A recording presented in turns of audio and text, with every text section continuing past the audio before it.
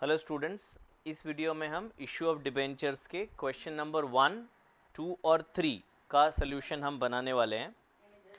Amol limited issued 40 lakh 9% debentures of 50 each.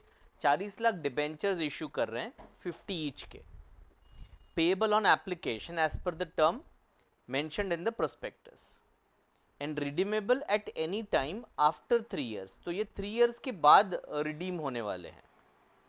40 lakh debentures हैं 50 rupees के। Record necessary entries for the issue of debenture in the books of Amol. ये module का भी first question है students. Okay, चलो इसका सोल्यूशन देखते हैं। तो ये रहा, बहुत ही छोटा सा सोल्यूशन है। In the books of Amol limited, पहला स्टेज होगा हमारा एप्लीकेशन मनी रिसीव्ड का। तो एप्लीकेशन मनी रिसीव्ड का जैसे हम इशू ऑफ शेयर्स में एंट्री पास करते थे, सेम लॉजिक रहेगा। बैंक अकाउंट को डेबिट करेंगे और डिबेंचर एप्लीकेशन को क्रेडिट करेंगे। तो bank account debit to debenture application. ये जो फिगर्स हैं वो रुपीज इन लैक्स हैं।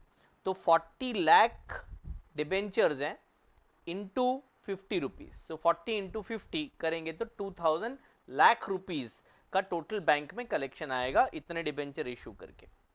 इसके बाद कोई नेक्स्ट स्टेज नहीं है इसमें, अलॉटमेंट फर्स्ट कॉल वाला स्टेज जो शेयर्स में हुआ करता था ये सब में नहीं है। और प्रैक्टिकली भी ऐसा ही होता है कि जो पैसे हैं वो ऐसे टुकड़े टुकड़े में नहीं लेते। 50 रुपए में क्या लेने का पार्ट पार्ट में, तो पूरा पैसा एक साथ ही एप्लीकेशन में ले लिया। जितने हम इशू करने चाह रहे थे उतने का ही पैसा आ गया है एप्लीकेशन में। तो अब नेक्स्ट स्टेप होगा, जो एप्लीकेशन मनी है उसको हम ट्रांसफर करेंगे डिबेंचर्स अकाउंट पे। तो नेक्स्ट एंट्री होगा, डिबेंचर एप्लीकेशन को हम डेबिट करेंगे 2000 लाख से और टू 12% डिबेंचर्स हम क्रेडिट करेंगे 2000। ये 12% डिबेंचर्स ये हमारा लायबिलिटी है। और जैसे कि पहले बताया था, ये 12% एक लिखने का तरीका है।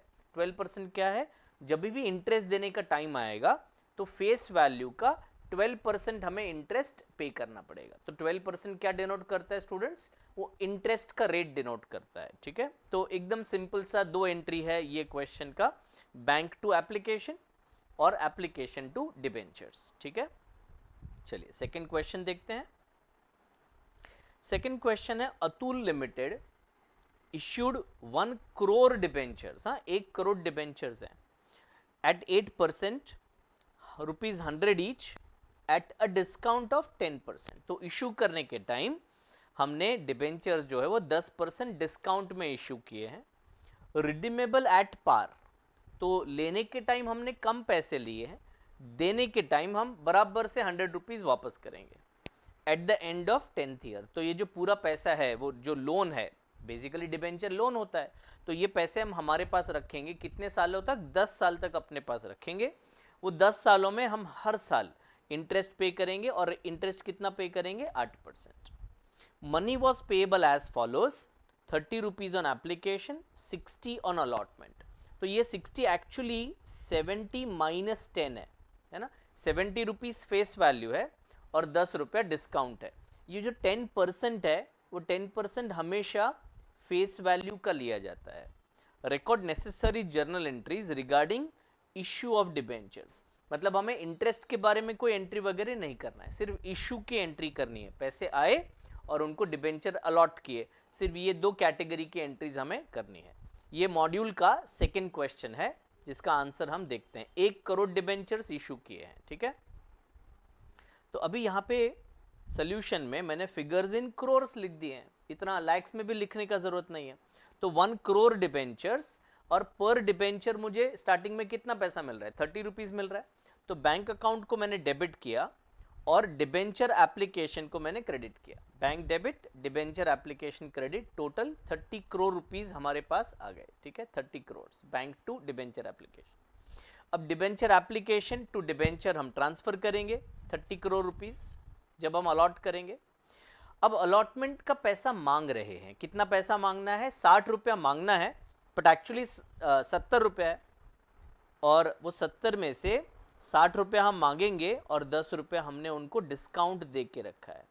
तो डिबेंचर अलॉटमेंट को 60 से डेबिट करोगे क्योंकि उतना पैसा हम उनसे लेने वाले हो। 10 रुपया डिस्काउंट में डेबिट करोगे और debenture is always credited with face value. तो डिबेंचर में 60 नहीं जाएगा, डिबेंचर में तो पूरा 70 रुपीज़ जाना चाहिए। तो डिबेंचर अलॉटमेंट डेबिट हुआ 60 रुपीज़ से। Discount on issue of debentures 10 rupees से। इसको लॉस भी लिखा जा सकता है या डिस्काउंट भी लिखा जा सकता है, कोई भी अकाउंट चलता है, आइदर लॉस या डिस्काउंट, दोनों का नाम अलग अलग है, दोनों का कैरेक्टर सेम है कि वो नॉमिनल अकाउंट है। और टू 9% डिबेंचर्स टोटल अमाउंट आएगा 70 करोड़।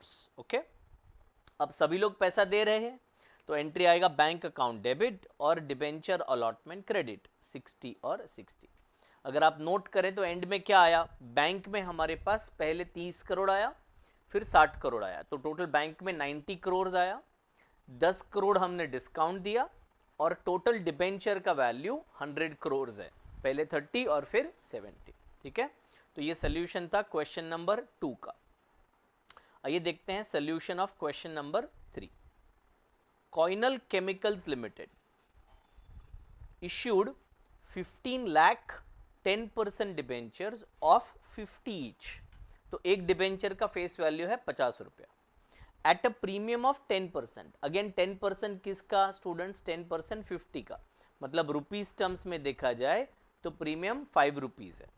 तो हमने लेने के टाइम कितना पैसा लेना है, टोटल 55 रुपीज लेना है। 50 फेस वैल्यू है, 5 रुपीज प्रीमियम है।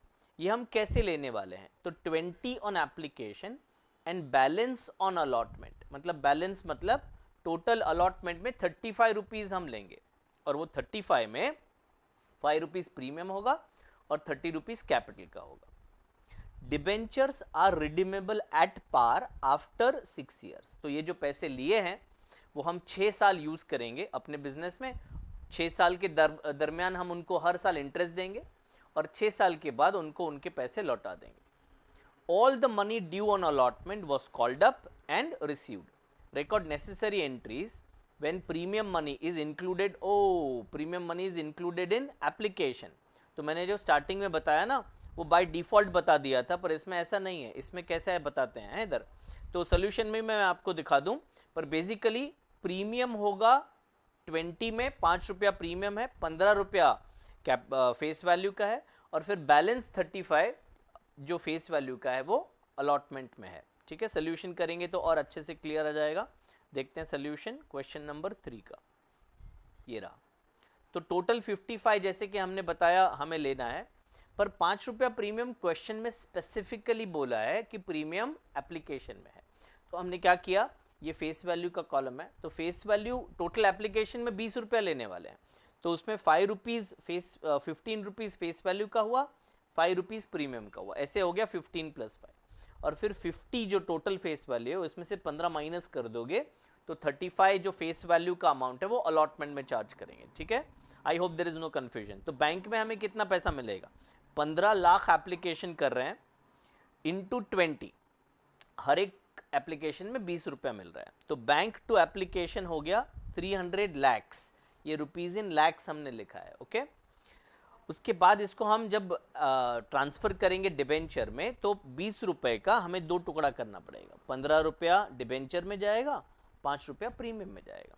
तो डिबेंचर एप्लीकेशन हमने डेबिट किया 300 से, and as I said here 9% debenture में कितना जाएगा, इंटू 15 मतलब 225 लैक्स और इंटू 5 मतलब 75 लैक्स। ठीक है, इसमें अगर आप रुपीज इन लैक्स नहीं लिखते हो तो बहुत सारे जीरोज लिखने पड़ेंगे, तो you must have an habit of writing in rupees in lakhs or rupees in crores because values will be very high.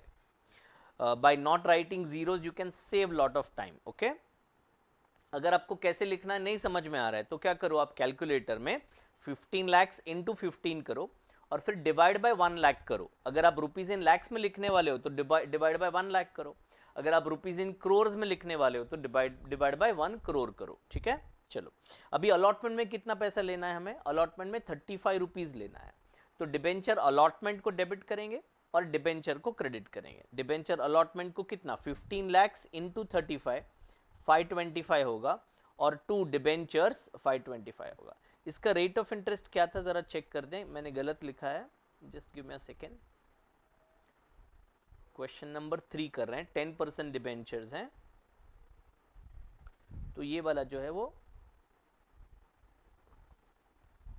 ये 9% नहीं है, ये 10% डिबेंचर्स है। ओके, ठीक है, तो debenture to debenture allotment to debenture 525 हो गया, और सारे लोग पैसे दे रहे हैं, तो bank to debenture allotment 525. Okay, तो इफ यू नोट फाइनल क्या हुआ, तो बैंक में कितने पैसे आए, 525 आए यहाँ पे, और ऊपर स्टार्टिंग में कितने आए थे, 300. तो बैंक में हमारे पास 825 आए.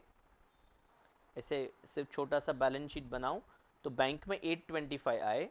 कैपिटल कितना है, आई एम सॉरी, 10% डिबेंचर्स कितना है, 10% डिबेंचर्स का अमाउंट है, ये रहा 225 और फिर ये रहा 525. तो दोनों को ऐड कर दोगे तो कितना होगा, 750 होगा.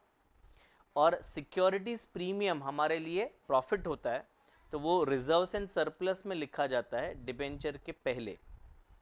डिबेंचर के पहले इधर रिजर्व्स एंड सरप्लस में लिखा जाता है 75. तो ये आपका बैलेंस शीट टैली हो गया. ठीक है, ये छोटा सा बैलेंस शीट हॉरिजॉन्टली बना के दिखाया समझाने के लिए.